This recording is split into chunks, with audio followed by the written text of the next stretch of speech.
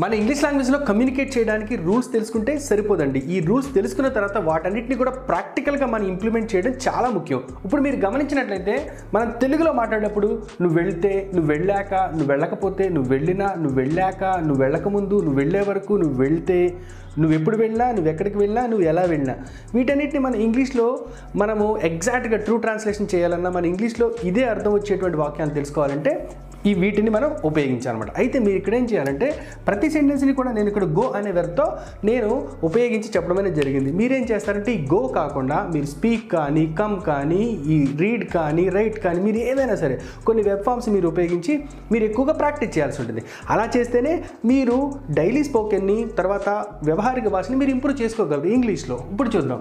If you go నువ్వు వెళితే, after you go నువ్వు వెళ్ళాక, అన్లెస్ యూ గో నువ్వు వెళ్ళకపోతే, దో యూ గో నువ్వు వెళ్ళినా, as soon as you go నువ్వు వెళ్ళాక, బిఫోర్ యూ గో నువ్వు వెళ్ళక ముందు, అంటిల్ యూ గో నువ్వు వెళ్ళే వరకు, వెన్ యూ గో నువ్వు వెళ్తే, వెన్ ఎవర్ యూ గో నువ్వు ఎప్పుడు వెళ్ళినా, వేర్ ఎవర్ యూ గో నువ్వు ఎక్కడికి వెళ్ళినా, హవ్ ఎవర్ యూ గో నువ్వు ఎలా వెళ్ళినా. సో ఫ్రెండ్స్, వీటిని మీరు వెబ్ ఫామ్స్ని చేంజ్ చేసి ప్రాక్టీస్ చేస్తే మీ యొక్క లాంగ్వేజ్ ఫ్లూయెన్సీ అనేది అలా పెరుగుతుంది అనమాట. మన ఇంగ్లీష్ లాంగ్వేజ్లో కమ్యూనికేట్ చేసేటప్పుడు ఇలాంటి యూసేజ్ అనేది మనకి చాలా ఉపయోగపడుతుంది. ఏంటంటే చూడండి, వెళితే, వెళ్ళాక, వెళ్ళకపోతే, వెళ్ళినప్పటికీ, వెళ్ళిన వెంటనే, వెళ్ళక ముందు, వెళ్ళే వరకు, ఇప్పుడు వెళ్తాడు, ఇప్పుడు వెళ్ళినా, ఎక్కడికి వెళ్ళినా, ఎలా వెళ్ళినా అనే యూసేజ్ని మనం గత క్లాస్లో మనం ఐతో చెప్పడం అనేది జరిగింది. ఇప్పుడు నేనేం చేస్తానంటే ఇప్పుడు హీతో నేను చెప్తాను అనమాట.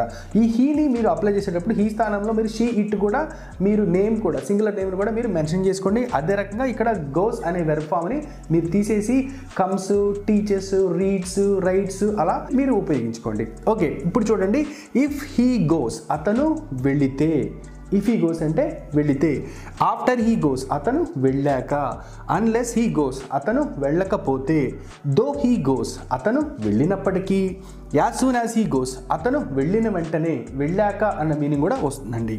తర్వాత బిఫోర్ హీ గోస్ అతను వెళ్ళక ముందు, అంటిల్ హీ గోస్ అతను వెళ్ళే వరకు, వెన్ హీ గోస్ అతను ఎప్పుడు వెళ్తాడు, అతను వెళ్ళాక అన్న మీనింగ్ కూడా వస్తుందన్నమాట. వెన్ ఎవర్ హీ గోస్ అతను వెళ్ళిన తర్వాత, వెన్ ఎవర్ హీ గోస్ అతను ఎప్పుడు వెళ్ళినా, వేర్ ఎవర్ హీ గోస్ అతను ఎక్కడికి వెళ్ళినా, హౌ ఎవర్ హీ గోస్ అతను ఎలా వెళ్ళినా అనే మీనింగ్ అనేది వస్తుందన్నమాట. సో దీన్ని మీరు బేస్ చేసుకొని నేను చెప్పిన విధంగా మీరు ప్రాక్టీస్ చేయండి. లెంతీ వీడియోస్ కోసం, తర్వాత షార్ట్ అండ్ స్వీట్ వీడియోస్ కోసం మీరు ఇంగ్లీష్ విత్ రాజేష్ అనే యూట్యూబ్ ఛానల్ కూడా మీరు విజిట్ చేయండి. Thank you all for watching this video. ఈ వీడియో కనుక మీకు నచ్చినట్లయితే దయచేసి ఫాలో అవ్వండి, మీ ఫ్రెండ్స్ అండ్ ఫ్యామిలీ మెంబర్స్కి షేర్ చేయండి. Thank you all for watching this video.